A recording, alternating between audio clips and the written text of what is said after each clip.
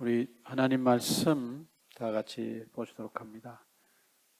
골로새서 2장 16절에서 19절 말씀, Book of Colossians, chapter 2, verses 16 through 19.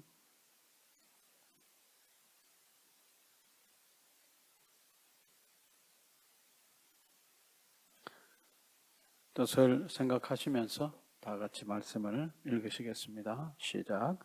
그러므로 먹고 마시는 것과 절기나 초하루나 안식일을 이유로 누구든지 너희를 비판하지 못하게 하라.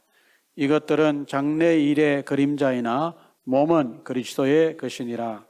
아무도 꾸며낸 겸손과 천사 숭배를 이유로 너희를 정죄하지 못하게 하라. 그가 그 본 것에 의지하여 그 육신의 생각을 따라 헛되이 가장하고 머리를 붙들지 아니하는지라. 온몸이 머리로 말미암아 마디와 힘줄로 공급함을 받고 연합하여 하나님이 자라게 하심으로 자라느니라. 아멘.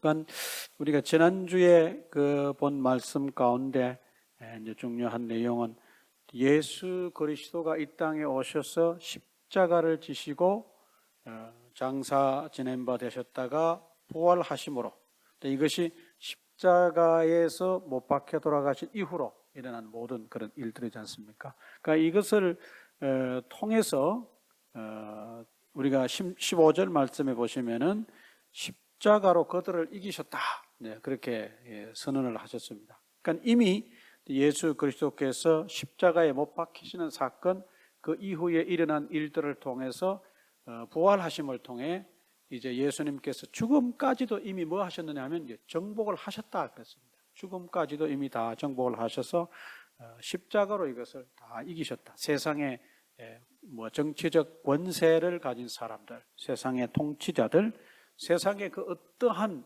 권력과 authority, 권세도 이 사건을 통해서 이미 다 이겼다. 그렇게 이제 선언을 했습니다. 우리가 이미 예수 그리스도의 십자가 사건을 믿고 우리가 예수 그리스도의 십자가에 못 박히시고 장사 지낸 바 되시고 부활하심을 믿음으로 받아들일 때 우리는 어떤 것을 경험하게 되냐면 예수 그리스도 안에서 예수 그리스도와 우리가 하나가 되는 그런 영적인 경험을 하는 것입니다. 그게 뭐 어떤 감정이 오나요? 감정이 오는 그런 감정적 반응이 올 수도 있고, 아니면 뭐 또 다른 어떤 깨달음이 있을 수도 있고, 전혀 여러분들이 눈치를 채거나 느끼지도 못하실 수도 있어요. 그렇지만 우리가 예수 그리스도를 믿을 때 in him, 그러니까 뭐 그리스 말로는 enter 그리스도, 예수 그리스도 안에서 우리가 그런 것을 경험하게 된다. 그것을 이제 신학자들은 조금 더 고상한 용어로 participation in Christ라고 그렇게 얘기합니다. 그러니까 2000년 전에 죽으신 예수 그리스도, 그분과 우리와 함께 못이 바뀔 수가 있어요, 없어요? historically, 역사적으로. 그건 불가능한 이야기지 않습니까? 왜냐하면 그 사건은 이미 언제 일어난 사건이에요? 2000년 전에 일어난 사건이거든요. 그런데 우리가 지금 이 시대에 우리는 2000년 뒤에 사는 사람들인데 이미 못 박히신 예수님과 함께 우리가 십자가에 못이 박힌다는 것은 사실상 우리가 흔히 하는 말로 과학적으로, 사실적으로 그것은 불가능한 이야기입니다. 그런데 사도 바울이 갈라디아서 2장 20절에 뭐라고 하냐면 내가 그리스도와 함께 십자가에 못 박혔나니, 그렇게 선언을 했지 않습니까? 우리가 갈라디아서를 공부할 때 그 부분을 우리가 집중해서 이렇게 함께 생각을 했습니다.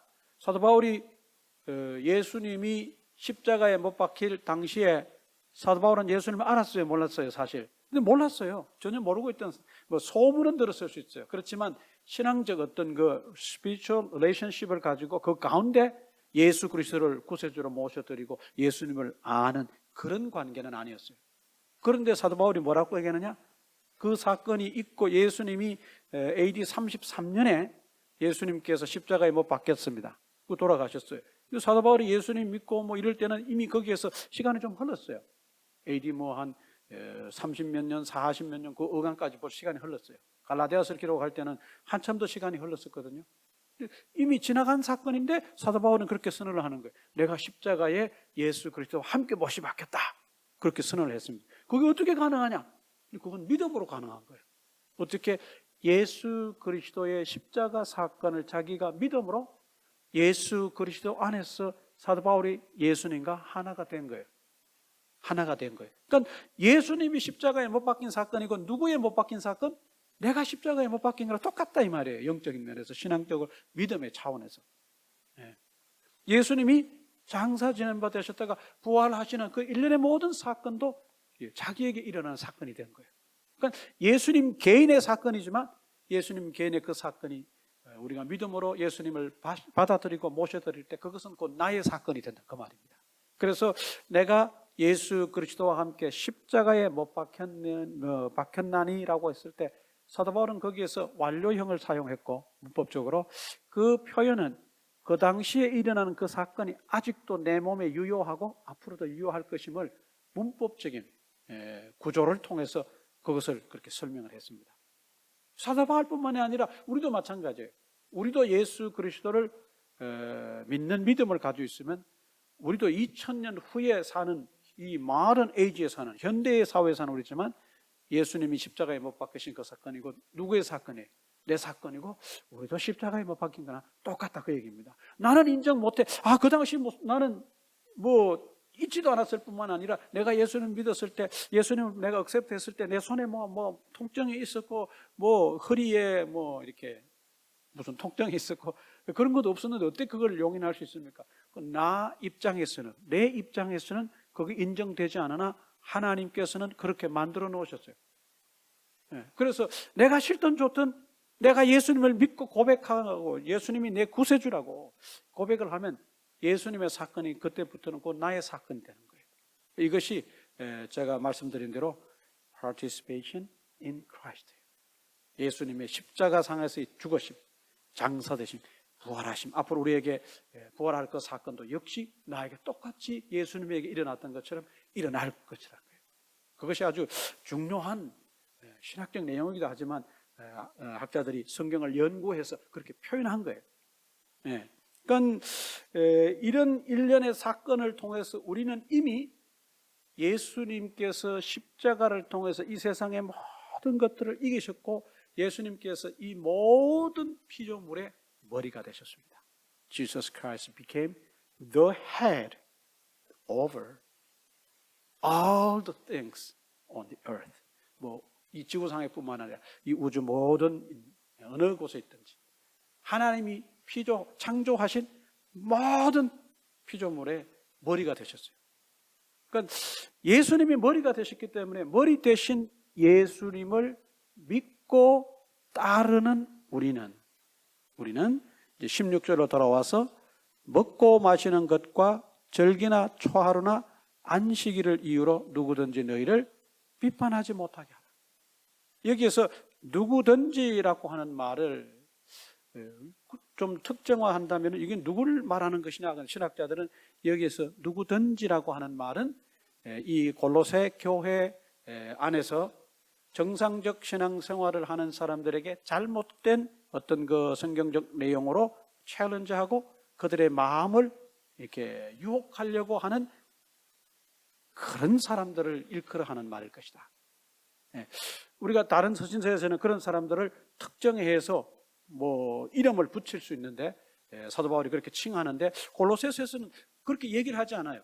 어떻게 보면 골로새서에서 골로새 교회 성도들의 신앙생활을 어렵게 하고 힘들게 하고 정상적인 신앙적 궤도를 이탈하게 유혹하는 사람들이 고스트와 같아요. 고스트 애니미예요. 정체가 뾰족하게 이렇게 탁 드러나 있지 않아요. 갈라디아 교회처럼. 그러니까 골로새서를 우리가 그냥 피상적으로 읽으면 이 내용이 뭔지도 모를 정도로 그렇게 드러나지 않습니다. 그러나 사도 바울은 명확히 그들을 암시하는 표현들을 썼습니다. 그 단어가 뭐냐? 누구든지예요. 누구든지. 그 누구든지는 뭐냐? 누구든지 잘못된 신앙적 사상을 가지고 이 골로새 교회 성도들을 어렵게 하고 그들의 신앙에 챌린지하는 그들로 하여금 너희를 비판하지 못하게 하도록 해라. 그들이 골로새 교회 성도들을 비판하고 그들의 어떤 신앙적인 면들을 지적한다든지 그렇게 할 때 그들이 사용했던 방법은 뭐냐? 먹고 마시는 것과 절기나 초하루나 안식일과 관련된 것일 것이다, 이렇게 봅니다.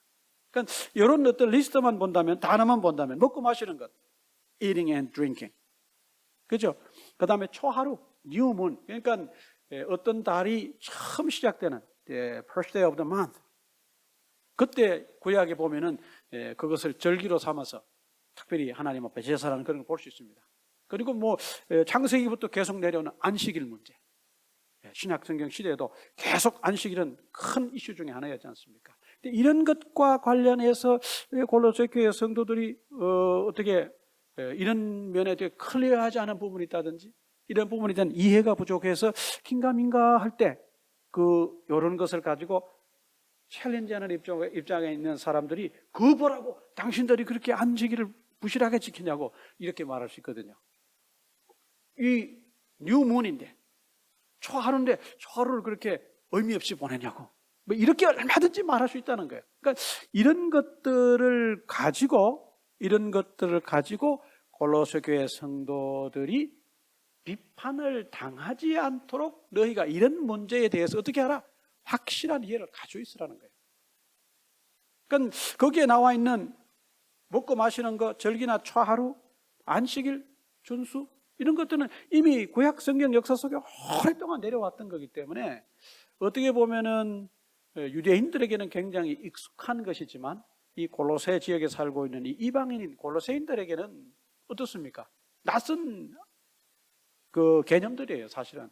그들이 정확하게 알고 있지도 않아요. 그들은 이런 어떤 관련, 종교적인 어떤 의식에 관련된, 리추얼에 관련된 그런 이해가 깊지를 못합니다. 그런데 이들이 예수님을 믿고 골로새라고 하는 곳에 교회가 세워져서 신앙생활을 하는데 성경을 알고 이렇게 듣고 보니까 이런 얘기가 성경에 나오는 거죠. 요즘식으로 좀 표현한다면. 근데 그들이 여기에 대해서 성경을 통해 듣고 알긴 아는데 그들의 이해의 정도와 깨달음의 정도가 그렇게 깊지 못한 거예요. 샬로한 거예요. 이런 부분에 대해서.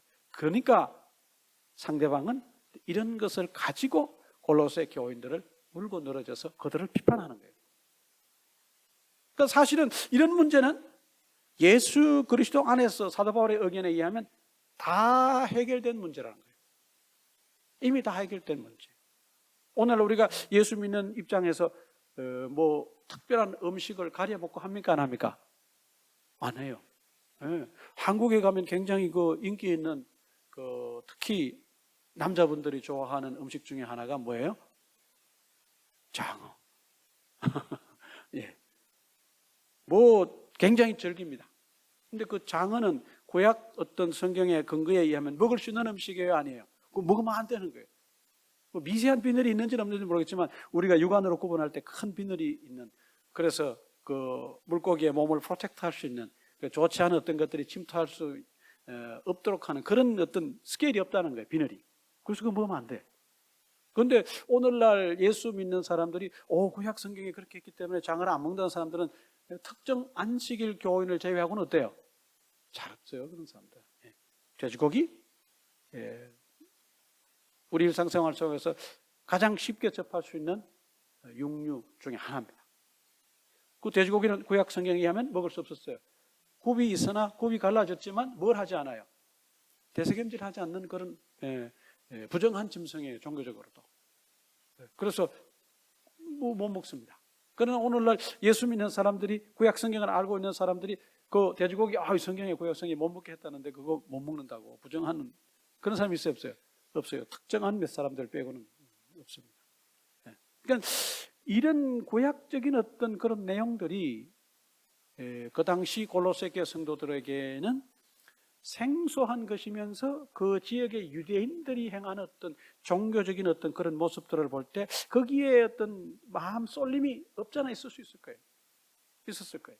그리고 그들 중에 유대교적 사상을 가진 어떤 사람들이 교회 안에 들어와서 우리가 비록 예수 그리스도의 십자가를 통해서 다 죄사함을 받고 용서함을 얻어서 하나님의 자녀가 된 사람들이고 우리가 모든 걸로부터 프리하지만 이런 것들은 너희가 성경에 보니까 있으니까 지켜야 된다고 얘기했을 때 신앙이 얼마나 흔들릴 수 있어요.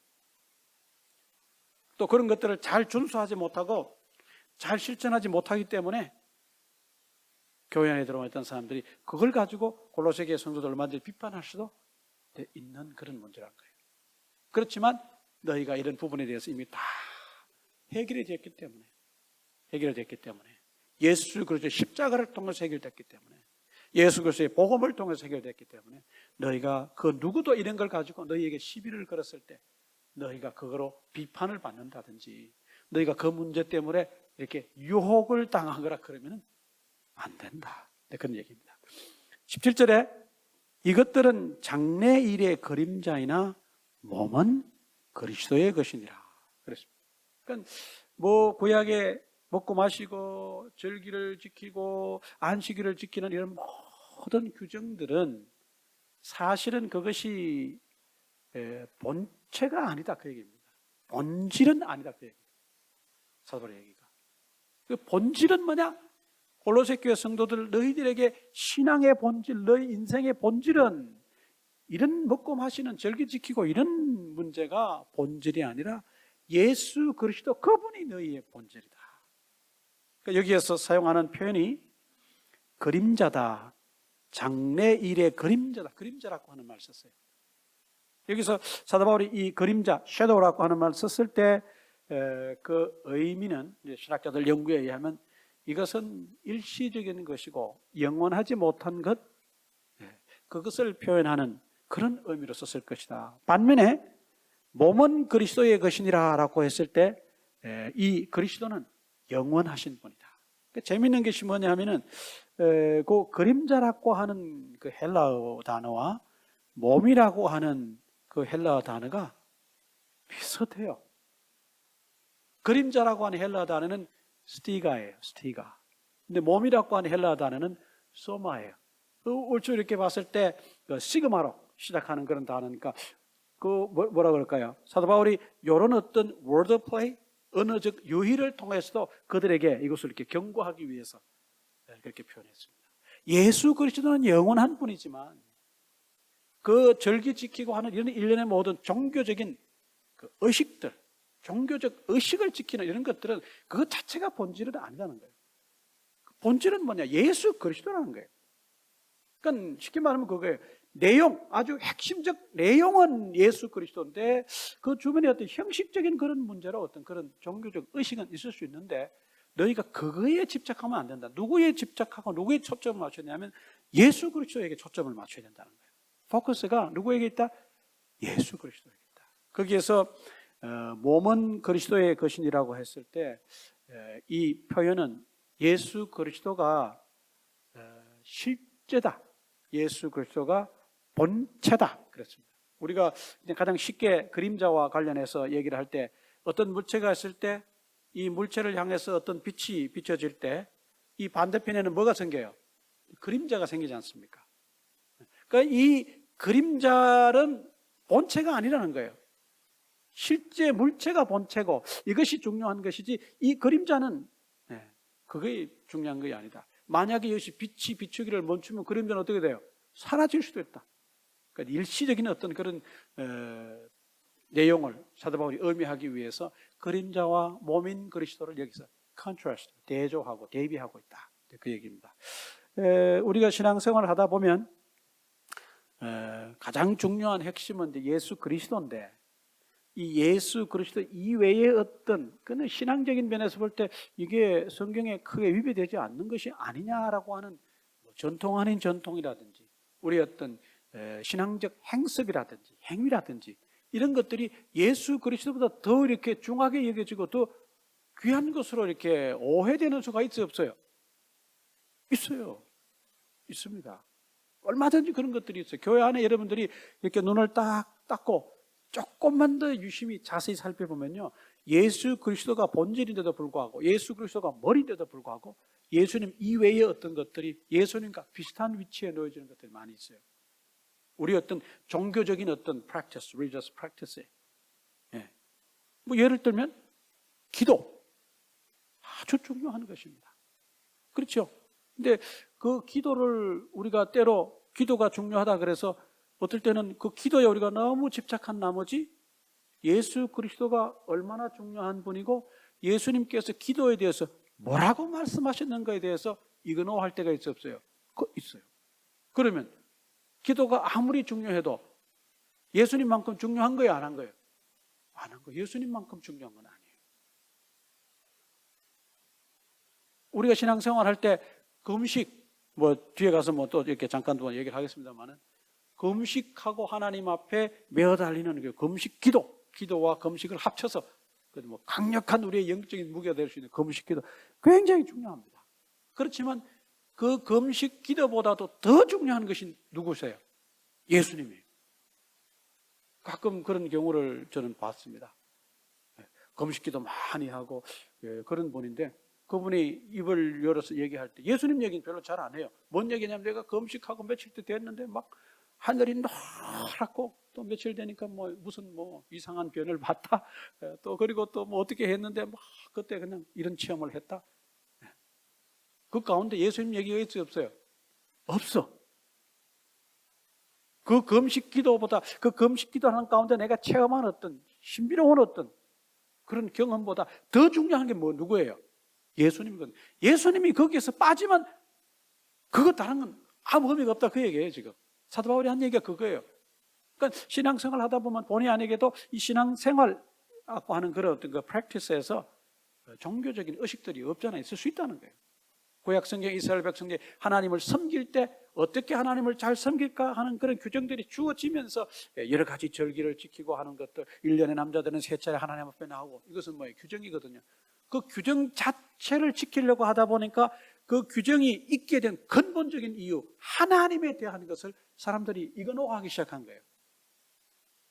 이사야가 그런 고발을 하지 않습니까? 이사야 시대에 그들이 금식을 하고 하나님 앞에 성전에 나와서 열심히 제사를 지내고 드렸어요. 근데 이사야가 볼 때 그것은 형식적인 종교 의식에 불과하다고 본 거예요. 왜? 그들 마음속에 누구를 향한 마음이 없으니까. 하나님을 향하는 마음은 없는데 제사를 드리는 열심을 가지고 있었어요. 굉장한 열정을 가지고 있었어요. 이사야가 그렇게 얘기합니다. 그들의 그런 제사 지내는 행위는 성전의 마당을 밟는 행위에 불과하다, 그렇게 얘기했습니다.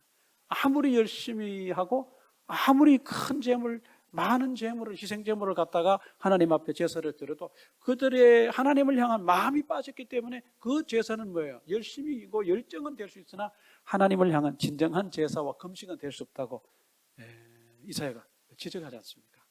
똑같은 거예요. 그러니까 우리가 신앙생활을 하다 보면 이런 어떤 그 신앙생활의 주변에서 일어날 수 있는 많은 어떤 신앙적 행위와 어떤 그 행습들이 얼마든지 있을 수 있습니다. 그러나 우리가 명확하게 이해해야 되는 것은 우리 신앙의 본질은 그런 어떤 신앙적인 행위가 아니라 누구다? 예수 그리스도. 예수 그리스도가 빠지면 그런 행위가 아무리 거룩해 보이고 아무리 오래 기도를 해도 그거는 아무 의미가 없습니다, 사실은. 사도 바울이 이제 극단적으로 아주 그들의 어떤 신앙생활에 일어나는 것들을 지적하면서 얘기하는 것을 이제 봅니다. 18절에 이제 또 한 번 얘기합니다. 16절, 17절, 이렇게 18절, 19절 이렇게 두 절 이렇게 묶여 있는데, 그 당시 골로새 교회 성도들이 일부는 아마 이런 모습에 빠져 있었던 사람도 있었을 것이고, 또 성도들 중에 일부는 아마 여기에 대한 유혹을 받고 있었을지도 모르고, 이제 그래서 이런 것을 지적하는데, 18절 말씀 같이 한번 읽어보실까요? Shall we read verse 18? 시작. 아무도 꾸며낸 겸손과 천사 숭배를 이유로 너희를 정죄하지 못하게 하라. 그가 그 본 것에 의지하여 육신의 생각을 따라 헛되이 과장하고, 그렇게 했습니다. 그러니까 이거 우리가 예수 믿고 나서 겸손해지는 것은 예수님을 닮는 아주 중요한 어떤 한 모습이에요. 그렇지 않습니까? 예수님께서 얼마나 아버지 앞에 겸손한 분이셨나 하는 것은 사복음서를 읽어보시면 잘 알 수 있습니다. 겸손하신 예수님의 모습을 우리가 주님의 제자로서 닮아야 됩니다. 문제는 겸손을 위한 겸손은 의미가 있다는 거예요, 없다는 거예요? 그거의 의미 없다는 거예요. 여기에서 꾸며낸 겸손이라고 아주 한글로 이렇게 표현을 잘 했어요. 꾸며낸 겸손이다. 이 다른 말로 말하면 가짜 겸손이에요. 우리가 왜 가끔 그런 거 보지 않습니까? 우리가 미팅 해가지고, 우리 이 일에 아무개 집사님 좀 해주시죠. 제가 그걸 어떻게 진짜 겸손해서 그런 분도 있지만 사실은 뭐예요? 조금 이렇게 가식이 이렇게 가미된 겸손일 수도 있어요. 그러니까 겸손을 위한 겸손, 그 의미가 없습니다. 그러니까 예수님을 닮은 주님의 제자로서 정말 주님의 모든 것들을 내가 깊이 신앙적으로 깨닫고 이해하고 하다 보니까 내가 그분을 닮아가야 되는데 그 닮아가는 모습 중에 하나가 겸손해지는 것이에요. 그런데 그것이 잘못해서 이게 우리 흔히 하는 말로 우리 한국식으로 표현하면 오버한다든지 내가 교회에서 신앙생활 한 연륜도 있고 하니까 다른 성도들 앞에 이 정도는 돼야지 그러면서 아이고 제가 뭐 어떻게 해요. 목소리도 막 이렇게 낮추고 고개도 이렇게 숙이고 진짜 겸손해서 그런 게 아니라 겉으로만 겸손한 채 하는 그런 겸손이 있을 수 있다는 거 없다는 거예요. 얼마든지 있을 수 있어요. 얼마든지 있을 수 있습니다. 그러니까 그것이 오늘날 이 시대에도 있을 수 있는 일이지만 이미 골로새 교회 안에서 또 일부의 사람들 가운데 어떤 뭐 소위 말하는 기독교인이 아닌 다른 종교의 몸을 담고 있는 사람들에게조차도 이런 꾸며낸 거짓 겸손의 모습이 그 당시에 있었다는 거예요. 네. 참 우리가 조심해야 될 부분이 아닌가. 어떤 신학자들은 이 꾸며낸 겸손이라고 하는 것을 그렇게 봅니다. 우리가 종교에 우리가 의탁하고 우리 몸을 의탁하고 종교인으로서 살아간다면 종교인다운 어떤 우리 나름대로의 삶의 모습을 연상을 합니까 안 합니까? 또 해요. 우리가 신앙생활을 하면서 또 세상 사람들과 만나서 대화하고 교제하고 그들 건강관계를 맺고 살아갈 때 우리가 혹시라도 뭐 하나 잘못하면 세상 사람들이 예수 믿는 사람들이 뭐 그래라고 하는 말을 해요.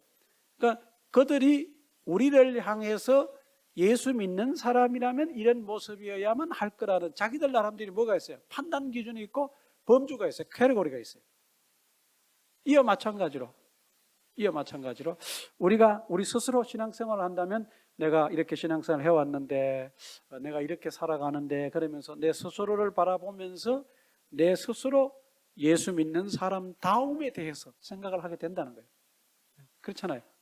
그 예수 믿는 사람다움을 우리가 정확하게 예수님을 닮는 데서 그 기원해서 그렇게 된다면 문제가 없지만 그냥 단순히 내가 소위 말하는 예수 믿는 사람다움이 도가 지나쳐서 이것이 어떤 금욕적 요소로 간다든지 적어도 예수 믿는 사람이면 1년에 금식기도 3번 해야죠. 그런 사람 있어요 없어요? 있어요. 네. 막 옛날에 어떤 분이 이제 얘기하다가 저보고 목사님 금식기도를 몇 번이나 하냐고. 저 금식기도는 전 쓰러집니다. 저 잘 안 해요. 옛날에 하고 안 했어요. 그랬더니 이상하다는 눈으로 쳐다봤어요. 목사가 금식기도도 안 한다고. 저는 금식기도의 개념에 대해서 그렇게 생각합니다. 정말 사생결단을 내서 하나님 앞에 정말 그 정도 아니면 가급적이면 금식기도를 하지 않으려고 합니다. 왜? 그것이 오용되기 시작하면 끝이 없어요. 그냥 하루 금식해서 안 되면 하나님이 나보고 이틀 금식하라고 그러시나 보다. 이틀 해서 안 되면 뭐예요? 3일 금식하라고 해서 하나 보다. 이렇게 해서 금식 그 자체의 의미를 두는 거예요. 내가 하나님을 향해서 어떤 마음을 가지고 이 기도를 통해서 내가 내 자신을 쳐서 어떻게 내가 낮추어 복종할까를 생각하지 않고 뭘 생각하냐면 금식 내가 몇 회, 금식 며칠, 금식 얼마 이것을 자꾸 초점을 맞춰간단 말이에요. 그러다 보면 핵심이 빠진 거예요. 그 가운데는. 예수님이 없는 거예요. 하나님이 없어져 버리는 거예요. 그러니까 우리도 모르게 어떤 이런 요소들이 금욕적 요소들이 우리 안에 들어오기 때문에 신앙생활 할 때도. 그러니까 우리가 예수 믿는 사람들이 그냥 순수하게 주님을 닮아가는 모습 가운데는 이런 것들이 허식, 무슨 뭐 허세, 가식 뭐 이런 것이 있을 수 없지만 그래도 어떤 경우에 보면 이게 잘못돼서 신앙생활이라고 하는 것은 어떤 금욕적 요소를 뺄 수 없다. 그래서 자꾸 금욕적으로 가려고 하는 사람들은 있어요 없어요? 있어요. 만약에 우리의 어떤 금욕적 요소들이 신앙생활의 본질이라고 성경이 우리에게 규정을 한다면 성경은 계속해서 그 부분에 대해서 어때요? 강조하고 우리에게 강요해야 될 것입니다. 그러나 성경은 우리에게 그렇게 했어요 안 했어요? 구약에서 뭐 그런 규정이 있지만 하나님 앞에 나아가는 규정은 있지만 1년에 금식을 3번 해야 되고 기도를 하루에 몇 시간을 해야 되는 그런 규정들이 하나도 없어요. 예수님 스스로도 그것을 말씀하지 않으셨어요. 예수님이 그것이 본질이 아니라 예수님을 따르는 것, 예수님을 닮아가는 것, 그 예수님 자체가 본질이기 때문에 그런 부분에 대해서 규정을 두지 않으셨어요. 그런데 우리는 두지 않은 규정을 우리가 신앙생활을 하면서 전통 아닌 전통, 신앙생활 오래 하신 분들의 어떤 모습들, 내가 누구를 보니까 좋아 보이는 그런 모습들, 그것을 자꾸 닮아가려고 하다 보니까 그런 요소들이 있게 되고, 극기하는 골로새 교회 성도들처럼 꾸며낸 겸손도 종교인의, 그 당시 종교인의 규정한 하나의 덕목으로 인정이 되면서 그렇게 되려고 했던 거예요. 얼마나, 어떻게 보면 얼마나 요즘 말로 하면 좀 부정적인 그런 의미입니다만은 가증스럽습니까? 겸손하지도 않으면서 겸손한 척 하는 것처럼 참 봐주기 어려운 일도 없어요. 진짜 겸손함은 겸손하려고 하지 않아도 스스로 겸손한 분들은 그 삶의 모습에서 그게 드러나요, 안 드러나요? 자연스럽게 드러나요. 그 어떤 사람들은 나는 겸손합니다 그러면서 겸손하는 사람도 있어요. 그것은 성경이 말하는 겸손 아니다. 그걸 지적하고 있어요. 꾸며낸 겸손, 그런 거 하지 말라는 얘기예요. 꾸며낸 겸손 하지 마라. 그리고 또 하나, 천사 숭배, 이것은 어떤 종교적인 어떤 실제적인 그런 영역을 지적합니다. 그러니까 예수 믿는 사람들 가운데서도 천사에 대해서 남다르게 별다르게 생각하는 분들이 있어요. 있죠. 그리고 우리가 또 성경을 이렇게 체계적으로 이렇게 공부를 하고 또 이것을 신학적으로 이렇게 조직화해 놓은 그 조직 신학에도 보면 천사에 대한 그런 이론이 있어요. 성경에도 천사에 대한 얘기가 많습니다. 구약 성경에 하나님의 메신저로, God's messenger로 천사가 나타나서 하나님의 어떤 일들을 대리 집행하는 그런 사건들도 있어요, 없어요? 있어요. 근데 이것이 이제 도가 지나치면 뭐가 되냐면 천사와 예수님이 라이벌이 돼요. 그러니까 천사와 예수님은 라이벌이 되면 돼요, 안 돼요? 안 돼. 이거 있을 수 없는 일이에요. 아까 말씀드렸고 우리가 윗부분의 말씀을 통해서 우리가 이미 보았습니다만은 예수님은 이 세상 모든 것의 헤드라고 그랬어요. 하나님이신 예수님, 아들, 성자 하나님. 이분은 헤드예요. 만물의 헤드예요. 근데 여기에 만물의 헤드인 예수님과 천사를 라이벌로 두고 같은 선상에 두고 그 천사를 숭배한다는 것은 이건 잘못됐다 그 얘기예요.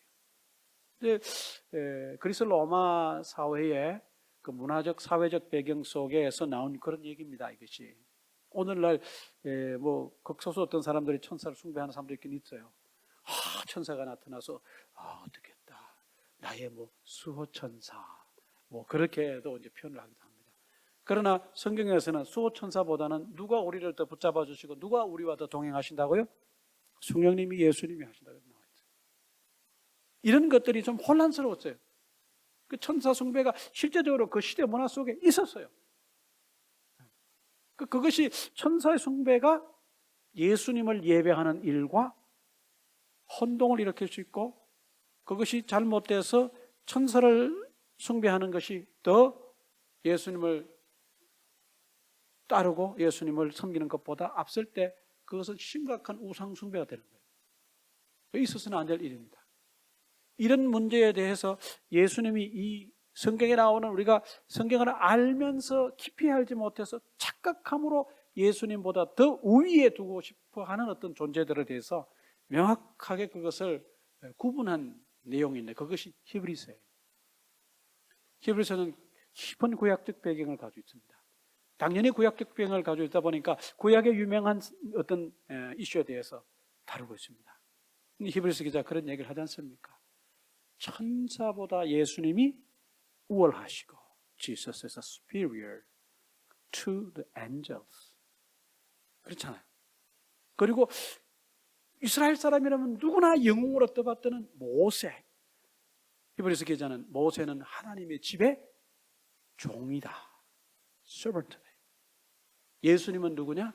하나님의 집의 아들이시다. master's son하고 master's servant하고 누가 더 높은 분이냐? 아들이지 않느냐?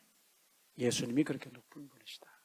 너희가 구약의 숱한 제사장 얘기를 듣지 않았느냐? 대제사장, 진짜 참된 제사장은 한 분밖에 안 계신데 그분이 누구냐? 예수님이시다. 이렇게 구약적 배경에서 예수님이 어떤 분이신가를 설명해 나갔습니다. 하나님께서 이제는 예수님을 전격적으로 출사하시기 때문에 아들을 통해서만 이제 모든 것들을 말씀하신다. 그렇게 해서 예수님이 최고이시다. 그러니까 우리가 골로새서를 볼 때 앞부분에서 사도 바울이 그런 얘기를 하지 않습니까? 예수님이 만물의 헤드가 되신다. Jesus supremacy. 예수님의 뛰어나심, 우월하심. 히브리서 기자가 또 똑같이 얘기합니다. 저자 미상이지만 이런 면에서 사도 바울과 비슷한 면이 있어서 많은 사람들은 히브리서를 사도 바울이 기록했을 거라고 그렇게 추측을 합니다. 그러나 internal, external evidence가 없어요. 내정, 외정이 없어요. 알 수가 없습니다. 그러나 히브리서에서 드러나는 구약에 대한, 요즘식으로 보면 구약에 대한 어떤 깊은 지식과 예수님에 대한 어떤 깊은 소개의 어떤 그런 면들을 볼 때 사도 바울일 거다 그렇게 얘기하고, 제가 최근에 본 어떤 책에서는 누가일 수도 있다 그렇게 또 봅니다. 그러나 명확한 것은 성경에서 저자가 누구라고 얘기합니까? 안 합니까? 안 합니다. 안 하는 이상 우리는 누구라고 그냥 생각은 해볼 수 있으나 확정은 할 수 없습니다. 하여튼 히브리서에서도 히브리서 기자가 예수님이 뛰어나신 분이시다. 예수님의 수프리머시를 계속해서 설명하고 그분이 우리와 어떤 관계에 있느냐. 그러면서 구약의 많은 것들이 이제 장차 올 것의 뭐다? 그림자다. 히브리서에서 그렇게 얘기하지 않습니까? 그 많은 구약의 규정, regulations, 어떤 때는 아주 그냥 strict restrictions, 그런 많은 어떤 엄격한 규정들조차도 사실은 신앙생활을 하는데 우리에게 좋으라고 규정한 것이지만 그것들조차도 이제 앞으로 다가올 것, things that are coming, 앞으로 올 것에 대한 뭐다? 섀도우에 불과한 거다. 진짜 본질은 누구냐? 예수 그리스도다. 이렇게 해서 히브리서에서조차도 계속 본질에 대해서 설명을 합니다. 우리가 신앙생활을 하다 보면 천사 숭배 이외에 어떤 것들도 숭배할 수 있고 예수님 이외에 그 어떤 것을 예수님과 같은 레벨에 놓고 비슷하게 예수님과 라이벌 관계에 놓게 되는 것들도 있어요, 없어요? 있어요. 그러니까 이런 것들 때문에 골로새 교회 성도들 중에 일부가 잘못된 신앙적 교리를 가지고 그들을 챌린지하는 사람들이 정죄를 한다 그랬습니다. 너희들은 그런 문제조차도 다 해결된 사람들이다. 천사 숭배 안 하고 예수님 숭배하는 사람이고, 거기에 나온 것처럼 너희가 꾸미는 겸손이라 주님 닮아서 진짜 겸손한 사람들이 되어 있으므로 이제 이런 것들로 인해서 너희가 정죄를 받지 않도록 조심해라. 여기에서 이 정죄라고 하는 것은 저지한다. 이 저지는 좋지 않은 판단을, 어떤 사람에 관해서 좋지 않은 판단을 내린다. 근데 여기에 사용한 이런 단어들은 좀 부정적인 의미를 갖고 있는 단어들입니다. 누군가가 너희에 대해서 좋지 않은 판단을 내리지 않도록 그렇게 하라. 여기에 대한 분명한 깨달음과 분명하게 선이 딱 그어져 있으면 그 사람들이 그걸 가지고 물고 늘어질 이유가 있어요, 없어요? 없다는 거예요. 긴가민가 하니까 와서 성경에 천사 얘기도 나오는데 뭐 수호천사도 있지 않겠냐? 그랬을 때 조금 마음이 흔들립니다. 마음이 기울어질 수 있어요. 그러다 보면은 그것이 그들에게는 빈매가 되고 그것이 그 사람들에게서 책 잡혀서 너희가 결국은 신앙생활에 어려움을 겪게 되지 않느냐. 그들로 하여금 너희를 그런 식으로 판단하게 하거나 너희가 이미 얻은 상을 그들이 빼앗지 않도록 조심해라. 원문에 또 그렇게 나와 있습니다. 이미 예수 그리스도의 십자가를 통해서 예수님이 모든 것을 이기셨다. 너희는 이미 승리한 사람들이다. 그러므로 이런 문제로 인해서 너희가 그들의 판단을 받는다든지 그들이 너희를 정죄한다든지 이런 일 당하지 않도록 조심해라. 그들이 왜 잘못됐느냐? 그들이 왜 잘못됐느냐? 그가 그 본 것에 어찌하여 그 육신의 생각을 따라 헛되이 과장하기 때문에. 더 붙여서 19절에 그들이 아무리 대단한 말로 자신들의 그 경험이나 체험을 포장하고 자기들 나름대로 이래서 저래서 뭐 말을 할지라도 그 결론은 뭐냐? 사도 바울의 결론은 머리를 붙들지 아니했다. 이 말은 뭡니까? 머리 대신 예수 그리스도가 그들의 경험의 체험 속에 없다는 거예요.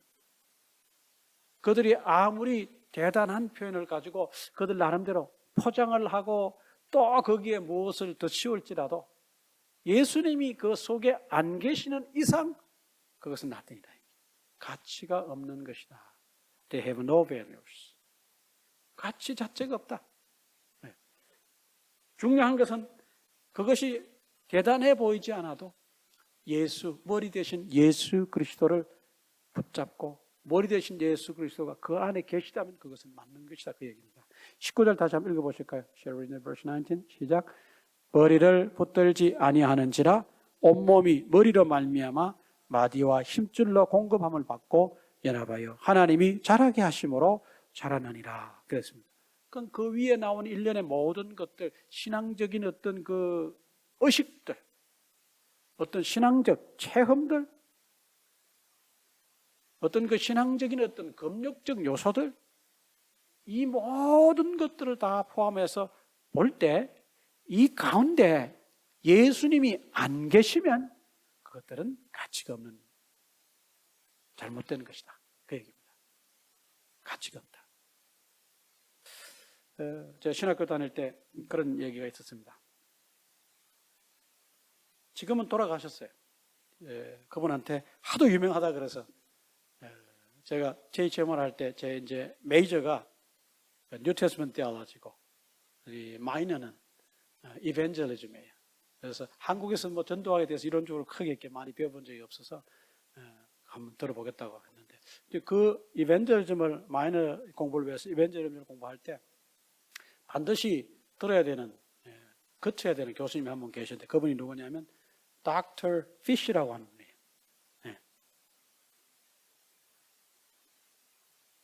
그분이 아주 연세가 많으시고 매주 금요일 날 제 마지막 수업에 저는 들었었어요. 오후 점심시간 지나자마자 이제 듣는 코레스인데 그분이 늘 하시는 말씀이 이제 여러분들이 다 교회로 주말에 위켄드에 미니스트리를 하기 위해서 갈 텐데 여러분들이 미니스트리를 할 때 항상 성령님의 역사하심에 민감하십시오. 그렇게 이제 마지막 그 클로징 멘트에 그게 매주 이제 그렇게 하십니다. 그분이 우리 신학교에 이제 교수님으로 임용이 돼서 왔을 때 기존에 있던 어떤 그 신학 쪽의 교수님이 그런 질문을 했대요. 당신의 이벤젤리즘에는 theology가 있습니까? 그랬습니다. 그렇게 물었대요. 그러니까 이 닥터 피시라고 하는 교수님이 딱 듣고 있다가 그 얘기를 했답니다. 당신의 theology에는 이벤젤리즘이 있습니까? 그렇게 또 물었대요.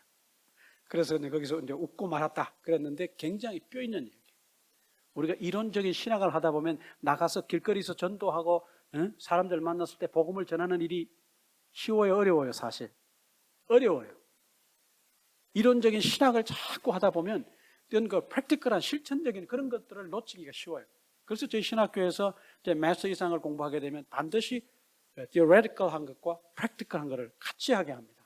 그래서 메이저는 이론적인 걸 하게 하고 마이너는 그렇게 practical한 게 반드시 그렇게 해야 돼. 박사과정도 마찬가지고. 그 두 개가 균형을 잃으면 뭐가 된다는 거예요? 그냥 이론가만 된다는 거예요. 이론은 있는데 프랙티스가 없다는 거예요. 그 문제라는 거죠. 그건 아까 방금 말씀드린 얘기가 바로 그런 거거든요. 우리가 예수 그리스도를 믿는 믿음을 가지고 아무리 우리가 화려하고 거창한 신앙생활을 한다 할지라도 그 생활, 그 속에 누가 안 계신다면, 예수님이 안 계신다면 그거는 가치가 없다. 그 얘기입니다. 가치가 없다. 사도 바울 얘기는 그 모든 것의 초점이 지금 뭐에 맞춰져 있냐면 본체가 되시고 리얼리티가 되시고 영원하신 예수 그리스도 그분께 모든 것이 맞춰져 있어요.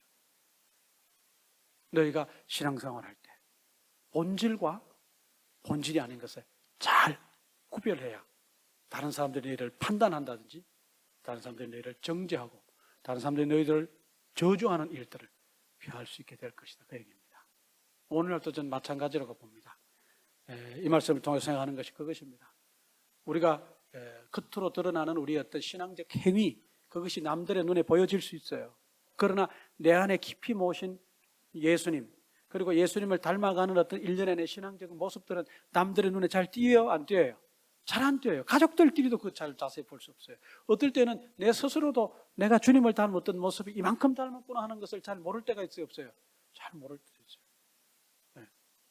아이들이 태어나서 서서히 이제 그 피지컬 그로스가 일어나고 어떤 그 내면에서 어떤 그 지성적인 그런 변화가 일어나는 것처럼 신앙생활의 성장도 마찬가지예요. 돌아보면 내가 벌써 신앙생활 한 지 몇 년인데 큰 믿음이 없는 것 같아 보일 때도 있고, 내가 주님을 아직도 많이 닮지 못한, 주님을 닮은 모습을 내 삶 속에 찾아보기가 매우 어려울 때도 있어요. 그렇지만 여전히 내가 주님을 붙잡고 있는 한, 예수 그리스도가 내 삶의 본질인 이상 내 삶 속에는 나도 모르는 사이에 그런 변화가 어떻게 되는 거예요? 서서히 슬로우지만 일어난다는 것입니다. 사도 바울이 고로새 교성들을 향해서 겉으로 드러나는 어떤 그런 것에 현혹되지 말고 본질인 예수 그리스도를 붙잡고 머리 대신 예수 그리스도를 너희가 따라가야 된다. 또 한 번 말씀드리지만 예수님께서 제자들을 부르실 때 나를 따라오너라 그랬습니다. 내 주변에 있는 어떤 것들을 따라오라 그러지 않았어요. 나를 따라오너라 그랬어요. 신앙의 본질은 거기서 시작되는 거예요. 예수님의 제자들의 모든 본질적인 행위는 거기서 시작되고, 그게 스타팅 포인트인데, 예수님을 따르는 일로부터 시작이 돼서 우리의 신앙생활은 지속적으로 예수님을 따르는 일의 연속입니다. 거기에서 넘어질 수도 있어요. 실망도 할 수 있어요. 좌절도 할 수 있어요. 그러나 본질 대신 예수님을 끝까지 따른다면 결국은 그 언젠가는 우리도 하나님 앞에서 승리하게 되지 않느냐. 고로새 교회 성도들도 어려웠을 것입니다. 주변의 환경과 문화가, 그들에게 주어진 그 사회적인 제도가 그들에게 호의적이지 않았어요.